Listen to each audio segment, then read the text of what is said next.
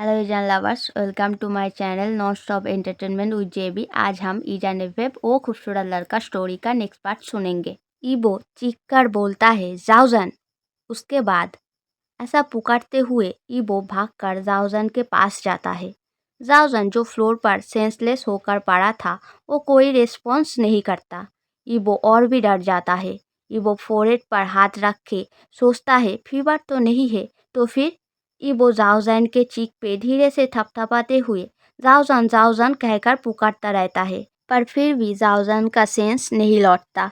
ये देखकर ईबो एक बार चारों ओर देखकर जाओजन को गोदी में उठा लेता है। जाओजन को गाड़ी में लेटाकर जल्दी से गाड़ी लेकर हॉस्पिटल के ओर निकल जाता है।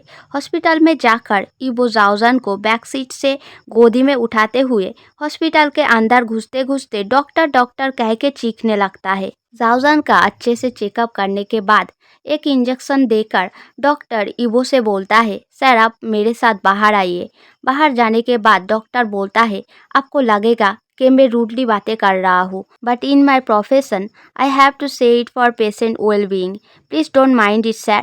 जाओजन का ये हालत देखकर ईबो का ब्रेन ठीक से वर्क नहीं कर रहा था। उसके ऊपर ये सब बातें सुनकर ईबो रूडली बोलता है, please don't beat around the bush, just say it, what happened, is जाओजन ओके? डॉक्टर सिर हिलाते हुए बोलता है, नहीं, मैंने पहले ही कहा था, patient need home care but after proper checkup I don't think he have any. If this continue then I can't do anything. What happened, just say it clearly. मुझे लगता है patient heart and brain somehow affected too much. ईबो बोलता है, ऐसा कैसे हो सकता है? क्या उन्होंने दवाई नहीं खाई? पर मैंने उन्हें सारा दवाई दे दिया था, शायद उन्होंने खाए भी थे। तो फिर? डॉक्टर ईवो की बातों को काटते हुए बोलता है, नहीं, मुझे नहीं लगता ऐसा दवाई खाने के वजह से हुआ हो। मुझे लगता है कल रात के किसी वजह से पेशेंट शायद बहुत रोया है। ईवो सरप्राइज होकर बोलता है, आपको कैसे पता चला? डॉक्टर थोड़ा मुस्कुराते हुए बोलता है, आप भूल रहे हो, मैं एक डॉक्टर हूँ। ये मैंने अपनी एक्सपीरियंस एंड मेरी डॉक्टर नॉलेज से बोला, क्योंकि ओनली रोने से ही ब्रेन एंड हार्ट एक साथ ऐसा इफेक्ट हो सकता है। ऐसे मोस्ट ऑफ द पेशेंट को इसी चीज़ की दिक्कत ज़्यादा होता है। आपको ध्यान रखना होगा कि पेशेंट ट्रीटमेंट चलने की वक्त खासकर ये 1 साल तक ज़्यादा ना रोए। बिल्कुल भी मत रोना, सबसे अच्छा होगा, पर फिर भी थोड़ा बहुत रोना ठीक है, पर ज़्यादा नहीं। एक बार ये 1 साल दवाई का कोर्स ख़त्म कर लेने के बाद उनका क्रिटिकल कंडीशन बहुत ठीक हो जाएगा। शायद तब वो नॉर्मल पर्सन की तरह सब कुछ कर पाए, पर कॉन्फिडेंटली नहीं बोल सकता, बट एक होप के साथ बोल सकते हैं शायद सब कुछ ठीक हो जाए। हाँ, अगर फिर से वो किसी बिग इमोशनल ब्रोकेज के अंदर जाए तो एक डेंजर का डर तो रह ही जाता है। कि वो सब कुछ सुनने के बाद वेरी वरीड वॉइस में बोलता है, तो उन्हें किसी भी तरह अकेला छोड़ नहीं सकते, राइट? डॉक्टर सिर हिलाते हुए बोलता है, नहीं, अकेला ना छोड़ना ऐसा मैंडेटरी नहीं है, पर ज़्यादा से ज़्यादा ध्यान रखना पड़ेगा कि वो ज़्यादा मत रोए। ऐसा करने से उनका हेल्थ बहुत जल्दी से रिकवर हो सकता है। ईबो सिर हिलाते हुए बोलता है, ठीक है, मैं ध्यान रखूंगा, पर अगर फिर से ऐसा कुछ हो और वो सेंसलेस हो जाए तो क्या होगा? इसका कोई इंस्टेंट सोल्यूशन तो होगा, वरना ऐसे हमेशा तो मेरा लाख काम नहीं करेगा कि हमेशा सही समय पर उन्हें हॉस्पिटल ले आ पाऊँ। I understand, I will prescribe some medicine. अगर फिर से वो सेंसलेस हो जाए तो उन्हें जल्दी से वो मेडिसिन खिला देना। Situation will be better. ईवो जाओजन का सेंस लौटने के बाद उसे लेकर दवाई खरीद कर सीधे घर आकर जाओजन को खुद के रूम पर लेटा देता है। जाओजन हिचकिचाते हुए बोलता है, आपके रूम पे क्यों? मेरा रूम? ईवो डांटते हुए बोलता है, डोंट आर्ग्यू विथ मी जाओजन, सिचुएशन इज़ वेरी क्रिटिकल, मैं जो कर रहा हूँ वो मुझे करने दो। जाओजन फिर कोई आर्गूमेंट नहीं करता। सिर्फ जब ईवो ब्लैंकेट से जाओजन को ढक रहा था तब धीरे धीरे बोला, पर मिसेज वांग। ईवो जाओजन की तरफ देख के बोलता है, मेरे ऊपर छोड़ दो, मैं देख लूँगा।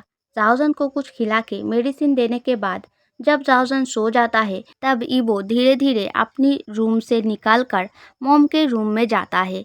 रूम में घुसते ही मिसेज वांग बोलता है, क्या सुन रहा हूँ ईवो? वो नौकर तेरे रूम पे क्यों सो रहा है? ईवो गहरी सांस छोड़ते हुए बोलता है, सॉरी मॉम, मैंने तुमसे झूठ बोला। जाओजन कोई नौकर नहीं, तो वो आपसे स्टोर रूम में नहीं रहेगा। मिसेस वांग चौंक कर बोलता है, नौकर नहीं तो फिर कौन है? ईबो अपने आप को प्रिपेयर करके बोलता है, वो मेरे लिए बहुत खास है। खास है मतलब? ठीक से बोल ईबो, मुझे कुछ समझ नहीं आ रहा। ईबो सिर झुकाकर बोलता है, मुझे लगता है मैं उनसे प्यार करता हूँ। लगता है मतलब?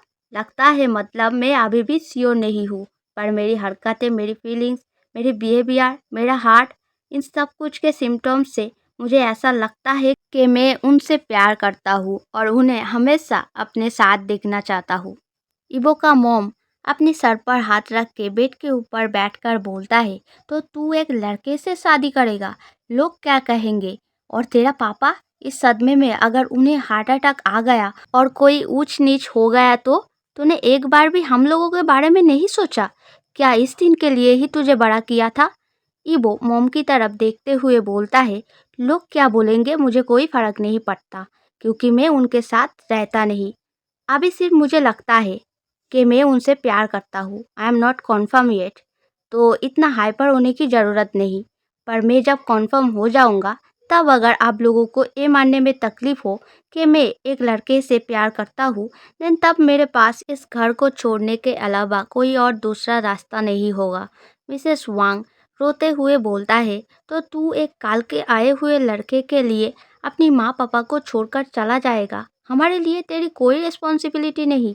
क्या यही सिखाया है मैंने तुझे? इबो एक गहरा सांस लेकर बोलता है, देखो मॉम, तुमको समझना पड़ेगा। अगर मैं उससे प्यार करता हूँ और उससे शादी कर लूँ, इसका मतलब he is my other half. It doesn't matter if he is a male और फीमेल। और मैंने कभी भी नहीं कहा कि मैं आप लोगों की रिस्पॉन्सिबिलिटी नहीं लूँगा, पर जाओजान का मेरे बगैर कोई नहीं है, और ऊपर से उसका तबीयत भी ठीक नहीं है। उसका सिचुएशन बहुत क्रिटिकल है। अगर मुझे उससे प्यार है तो इस समय उसका ध्यान रखना एंड केयर करना मेरा सबसे बड़ा रिस्पॉन्सिबिलिटी है। उससे मैं भाग नहीं सकता। मिसेस वांग खुश होते हुए बोलता है, वो बीमार है? क्रिटिकल कंडीशन मतलब बहुत जल्द मर जाएगा? इबो ये बातें सुनकर चीखते हुए बोलता है, मॉम, तुम ऐसा कैसे कह सकते हो? सिंपैथी ना सही, पर एक इंसान के इंसानियत के खातिर प्लीज ऐसा मत कहो। मिसेस वांग मुंह फिराते हुए बोलता है, उसका मरना ही सही होगा। मेरे बेटे के सर से काला साया हट जाएगा। मैं तो भगवान से प्रे करूंगा ताकि जितना जल्दी हो सके वो जाउजान मर जाए। ये सब सुनकर ईबो का आंखें एंगर से लाल हो जाता है एंड आंसू गिरने लगता है। ईबो सोच रहा था, मेरे सामने वाला इंसान जो ये सब बातें बोल रहा है वो और कोई नहीं, मेरा मॉम है, एंड मैं उसका बेटा हूँ। इतना क्रूर। इबो नाराजगी में आंसू पोंछते हुए मिसेस वांग से बोलता है, तुम्हारी इच्छा शायद पूरी नहीं होगी, क्योंकि जाओजान को तब तक जिंदा रहना पड़ेगा जब तक मैं जिंदा हूँ। और अगर तुम्हारी प्रे भगवान ने सुन लिया तो फिर तुम भी सुन लो मॉम। जाओजान के साथ साथ मुझे भी मरना पड़ेगा, क्योंकि उसके बगैर मैं जी नहीं पाऊंगा। अगर तुम अपने बेटे की डेथ देखने के लिए प्रिपेयर हो तो डेफिनेटली भगवान के पास प्रे करो। ऐसा बोल के ईबो तेजी से मिसेस वांग की रूम से निकल जाता है। खुद की रूम में घुसकर देखता है जाओजान तब भी सो रहा था। वो बहुत ही इनोसेंट लग रहा था। ईबो जाओजान के सिर के पास बैठकर बालों में हाथ फिराते हुए बहुत ही प्यार से देखते हुए सोच रहा था, तुम ही बताओ, थोड़े दिनों पहले ही तो मैं तुमसे मिला हूँ, तो फिर ऐसे कैसे मुझे तुमसे प्यार हो गया? पर जब भी तुम्हें कोई तकलीफ होता है तो मुझे इतना दर्द क्यों होता है? और जब भी मैं तुम्हें सेंसलेस होकर हॉस्पिटल के बेड में सोया हुआ देखता हूँ, तब क्यों तुम्हें खो देने का डर मुझे जिंदा खाने लगता है? ऐसा सब कुछ क्यों हो रहा है मेरे साथ? मुझे कुछ भी पता नहीं। बस मुझे इतना पता है कि चाहे कुछ भी हो जाए मुझे तुम्हें प्रोटेक्ट करना है।